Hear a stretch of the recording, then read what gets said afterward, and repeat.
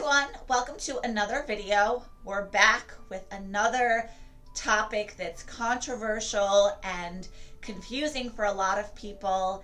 So we're going to dive into all the nitty-gritties about Epstein Barr virus. But before we do that, I just want to share with you guys that my Healthy Holiday event is coming up January 3rd. If you have no clue what this is, it is an event where we are going live on Zoom. It's a virtual group event, myself and 22 other participants. And the goal is to create intention and create goals, tangible health goals in a holistic manner for the new year for 2021. So I'm going to be walking you through what you need to incorporate daily, enzymes, supplements that are required for your healing, foods that you should avoid, foods that you absolutely should incorporate, and really mindset shifts around how do we stay consistent with our health goals. I know that 2020 was a year of uncertainty, like massive uncertainty, and a lot of us, I feel like, went one of two ways. Some people totally hit the ground running, focused on their health, got really serious about, wow, my health is the most precious gift on earth. Some people felt so stressed out that they couldn't prioritize their health. Maybe they were taking care of a sick family member. Maybe they were just so stuck in fear that it felt crippling and they might not have prioritized their health.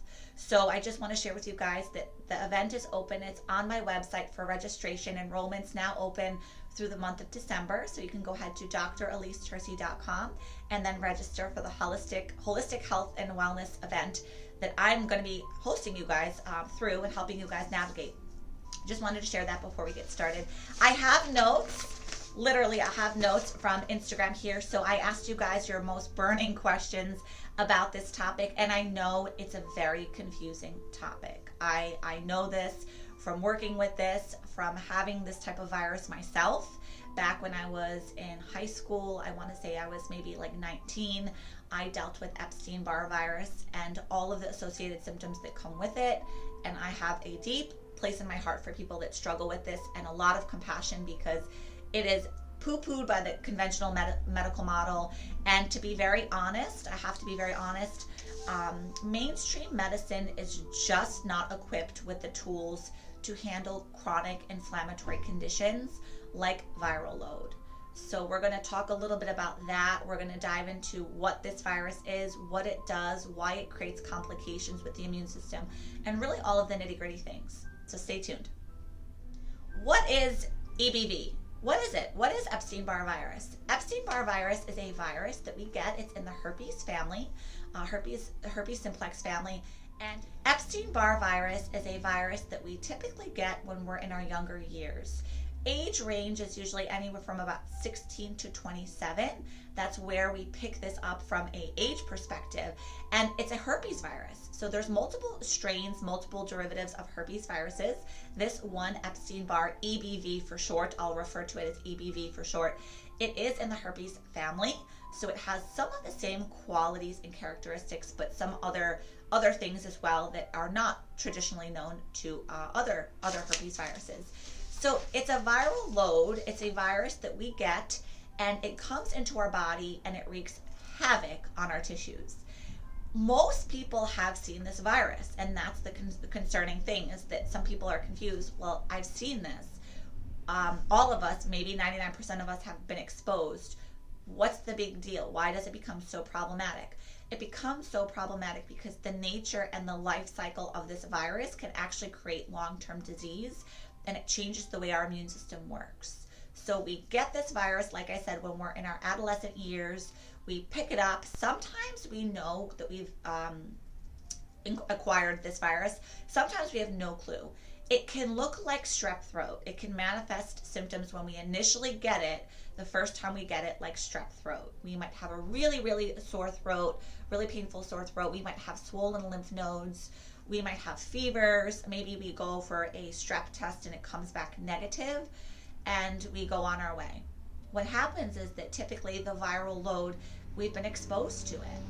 And like I said, it mimics strep throat. Now, I think a lot of us can understand viruses a little bit better because of what's happening in our world right now. So we're bombarded by this global pandemic with COVID-19. What is COVID-19?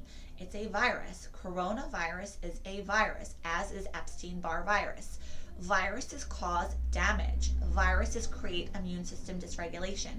We care about viral load because look at how sick it can make people.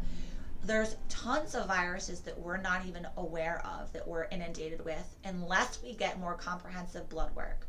So from a functional medicine standpoint, my patients go through a lot of extensive laboratory work where I'm looking at infection from microorganisms perspective. I'm looking at viruses, I'm looking at bacteria, I'm looking at yeast, protozoa, parasites, stealth infections. Epstein-Barr is considered a stealth infection because the nature of it is so sneaky. It literally hides, it evades the immune system. So we get the virus, maybe we know, maybe we don't know. Potentially it can look like strep throat. We go upon our life, we move forward, and we have these like lingering symptoms that never really fully manifest. So maybe we're chronically tired. Now with Epstein-Barr virus, from a symptoms perspective, chronic fatigue is the most notorious symptom. This virus creates mitochondrial dysfunction. It literally steals your energy from a tissue level. So the thing that we get as adults in our lives is we're exhausted. Now, for those that have had an Epstein-Barr infection that they know about, they understand this because typically they have felt exhausted. When I had this, like I said, I was in high school. I missed 3 months of school. I was exhausted. The only thing I could literally do was walk upstairs and then sleep. And that was it. It was just super taxing. So that's the nature, the life cycle of this virus is every piece of energy you make through ATP production. Epstein-Barr says, thank you. Thank you for the energy. I appreciate that. And it can replicate in certain conditions. So from a symptoms perspective, you might feel chronic fatigue. There's a difference between chronic fatigue syndrome. Something that's noteworthy is that a lot of viruses, especially stealth ones, if they go undiagnosed, if they go under the radar or untreated, that's where we get fibromyalgia type symptoms. So fibromyalgia, you have to meet a certain criteria. There's certain pain points that have to be present in order to be diagnosed, but the cause is really, we don't know. It's idiopathic. Why is someone developing fibromyalgia? Viral load is the reason why, or stealth infection. So I wouldn't just say viruses, but microorganisms in general is the known cause for fibromyalgia. And there's tons of new research coming out about this.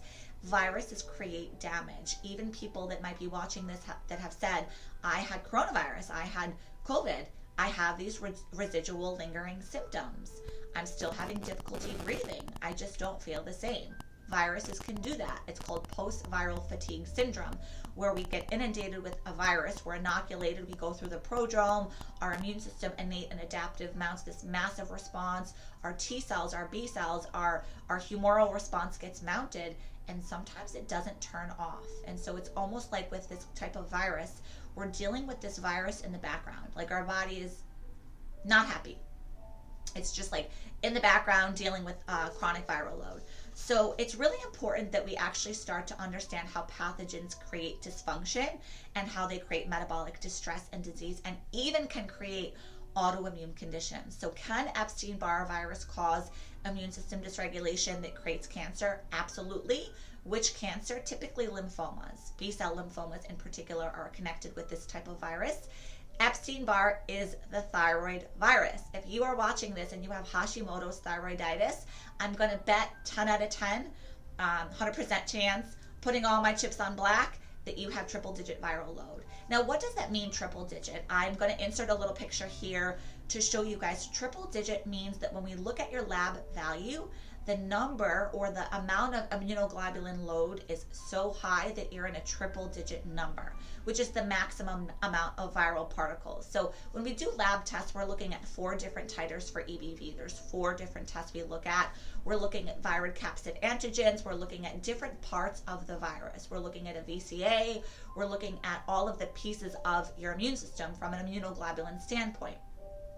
Typically, we should be under a certain numerical number. We have created antibodies, we've seen the virus, but people with triple digit viral load means that their antibody load is so robust, we actually consider it chronic reactivation. And that can happen where maybe we were 19, maybe we were 20, we knew we had Epstein Barr, we did get tested for it. Fast forward 20 years, 30 years, I have thyroid dysfunction, I have Hashimoto's, I have migratory joint pain, I have tachycardia, my heart's beating very quick, I am exhausted no matter how much sleep I get, I just am not recovered, I sleep 9 hours, 10 hours, I'm wiped out, I wake up yawning throughout the day. These are all the types of symptoms that are associated with chronic viral infection that is a very robust load. So triple digit just means I'm referring to the blood work findings that the load is elevated. So I'm going to insert that here so you guys can take a look at what that means. Now the highest range is greater than 750 units. It doesn't go above that. So there are times that people are like, well, what's my number? It just says greater than 750. We don't know what your antibody load is. It's massive. Greater than 750 is the maximum value that it goes up to. What do we do when we're dismissed around this virus? So from a conventional standpoint, Western medicine will say there's nothing you can do. Viruses live in us forever. That is true. Viruses, once we have them, they live. The antibody load, the immune system response is with us forever. We don't get rid of them, but we want to quiet the load down. Quieting the load down means we're quieting the immune system and we're calming down your immune system's response to the antibody load that's present. That's what that means. So a lot of times, like I said, conventional medicine, they're just not equipped to deal with chronic, complex inflammatory conditions or even post-viral fatigue types of syndromes. It just, they missed the mark on that for whatever reason. So I'm just looking at my notes to make sure that I'm on track here. So somebody had asked me, my doctor told me that there's nothing that I can do. That is so wrong. That couldn't be further from the truth. There's absolutely things that we can do. I typically do enzyme therapy, high dose protease. There are some compounds that work really, really well. N-acetylcysteine, different types of supplementation works well. Bilberry extract, noni extract, garlic root, schisandra berry. A lot of liver support goes with these infections because the liver is an organ that gets involved with stealth infections. Whenever someone's dealing with this presentation, we really want to make sure that we're undergoing a full treatment protocol or full plan with them, because these viruses are so chronic that taking one round of enzyme therapy might not be enough. You really need to saturate the cells. There's some really great natural antivirals. There's some tinctures, some homeopathic remedies, high dose, megadose enzymes. I have enzymes that work directly on the reticuloendothelial system with massive amounts of protease to break up part of the viral capsid antigens. So there's ways that we balance out your immune system through nutritional therapies and also through chemical shifts, if you will, through taking enzymes that can support antiviral load. Okay, so that's something to be mindful of. Now I want to answer your questions as well. A lot of you guys were asking some questions.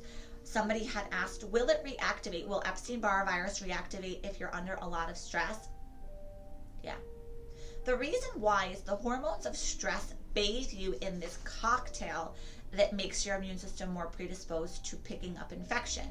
Especially right now with everything going on, people are like, what can I take? What can I take? I heard vitamin D, I heard zinc. They're panicking and they're missing like a deeper level that the stress, the hormones of stress, the catecholamines, the adrenaline, the cortisol, all of those things actually lower your immune system. So we really want to make sure that you're not bombarded by stress and that your adrenal glands are in a good place, because that will affect how you go into a reactivation. Because this is in the herpes family, those of you that have cold sores, you might understand this a little bit. People that have cold sores, which is herpes simplex 1, typically understand the involvement of stress and how it can create activation. So cold sores are herpes simplex 1. Remember, Epstein Barr is a herpes virus.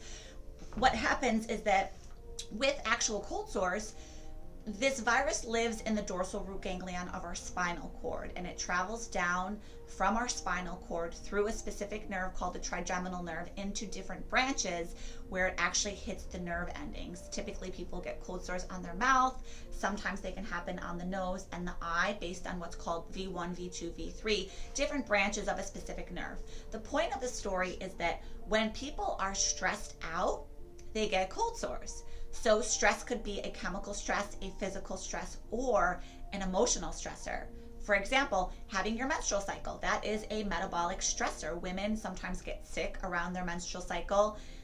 Their immune system is a little bit more lowered. They're more predisposed to picking up infection. That can happen.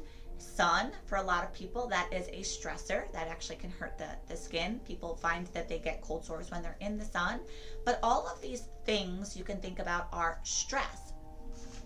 So to answer this question, will it reactivate if you're under a lot of stress? Absolutely, because stress, it breeds the perfect environment for the virus to say, thank you, here I come. And your immune system absolutely changes when there's a lot of stress happening. So it really undergoes this massive shift. There's a neuromodulation that happens, neuroimmunomodulation, meaning the nervous system, the immune system are connected. They're directly connected. They're always talking to each other at every moment of the time of the day. Okay, so let's keep going with this question. Somebody threw in a question to best experience with yoga. I'm not a yogi. I have tried many times to get into yoga. It's just not, it's not my thing. I like a little bit more activity. So this has nothing to do with today's topic, but I appreciate that. How long will this virus remain in your body? Forever.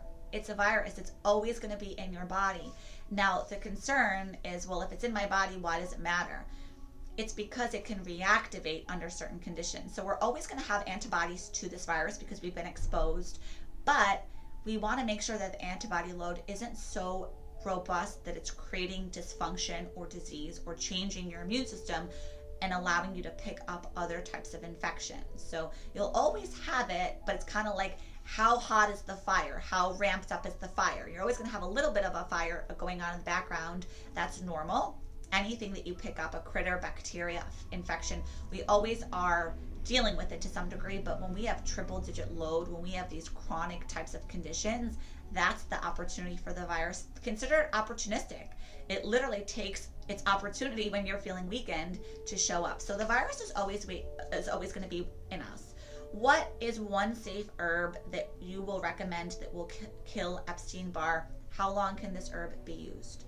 There is no quick fix. There is no one herb.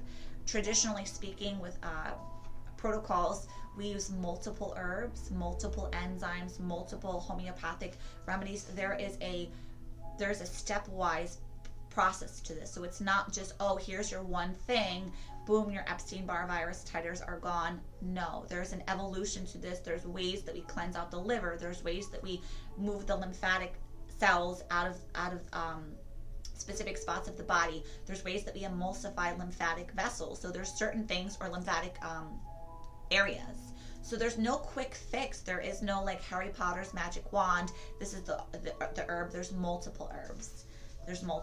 So there's no one safe herb. What is the difference between Epstein-Barr and fibromyalgia? The difference is that fibromyalgia is a diagnosis. It's basically describing symptoms.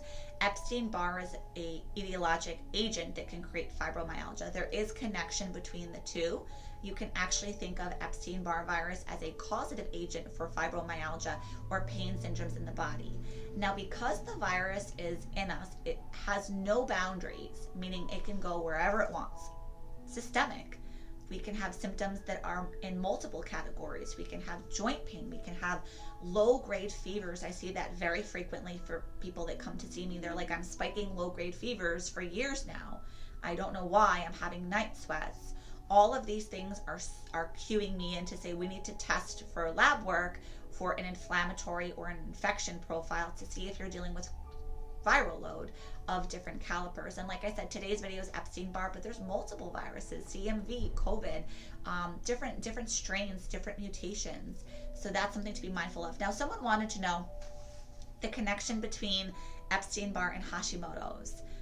The connection is that when we develop or when we pick up Epstein-Barr virus, it has a predisposition or a tendency to go to the thyroid gland. That's just what it does. Kind of how you guys probably can understand that with coronavirus, why does it go to the lungs? What's the deal with the lungs being involved? Each virus picks and chooses basically a organ, if you will, where it goes and it harbors and it grows and it breeds in that tissue. Why? That's just the life cycle of the virus. So each virus goes to different organ tissue. Thyroid is the organ that Epstein-Barr virus hides in. So we pick up Epstein Barr, it hides in our thyroid gland. Through a process called molecular mimicry, our immune system mistakes the virus. Basically, our immune system mistakes that the virus is in the gland. It's not that your immune system is attacking the gland, it's just that your body is saying, wait a second, the virus is living in the gland. Let's go to the gland. Let's attack the gland. It doesn't really want to attack the gland. It's trying to attack the virus that lives in the gland. So there's a little bit of cross connection there. But through the process, it's a very complicated process. Molecular mimicry is the topic. You could read all about that if you're interested, but it's a very complicated process as to why the nature of Epstein-Barr virus goes to the thyroid tissue. So Hashimoto's connected to Epstein-Barr always, through and through and through. You can take all the Synthroid in the world, all the Armor, all the levothyroxine, you can take all the medication under the sun. If you have Hashimoto's, it's not stopping the autoimmune condition from happening. So taking pharmaceutical drugs does not stop the autoimmune process from happening when you're dealing with Hashimoto's. When you're dealing just with hypothyroidism, when you take the pharmaceuticals, yes, you're getting T3, yes, you're getting T4, free and total versions. You're getting enough hormone. Typically, the cause of hypothyroidism is Hashimoto's, but the pharmaceuticals don't stop the autoimmune process from happening. So until you address the immune system dysfunction, until you address the liver, until you look at all of the organ systems, the lymphatic system, the filtration system, phase 1, phase 2, phase 3, liver conjugation, until you address those things, it doesn't matter how much pharmaceutical you take. And to be very truthful, a lot of my thyroid patients share with me, they're like, my dosage is going up. I went from 125 micrograms to 150 micrograms. Why do I need more medication? Because the autoimmune part is not being addressed. Okay, so we have to look at that. That's really all about Epstein-Barr virus. It creates cancers, it can create autoimmune conditions. You absolutely can do some natural remedies to support quieting down the immune system if you're infected with this virus. So I just want to really share that with you guys. If you're feeling lost or confused, don't feel defeated. There's so many ways to support you. There's a lot of nutritional responses that we do. Something that I want to share with you really quickly as well, arginine. Arginine, so different amino acids actually can allow virus replication to grow or to stop. Arginine, foods high in arginine like chocolates, wine, peanuts, those are all high in an amino acid called arginine, and arginine does allow viral replication to develop. Other types of things, foods that contain high dose lysine or even using supplementation, 3 to 5 grams of lysine multiple times in the day, stop the virus from replicating. It's almost like when you look at how viruses replicate, you look at the genetics, the DNA, it's through what's called base pair sequencing, where the virus goes through base pairs.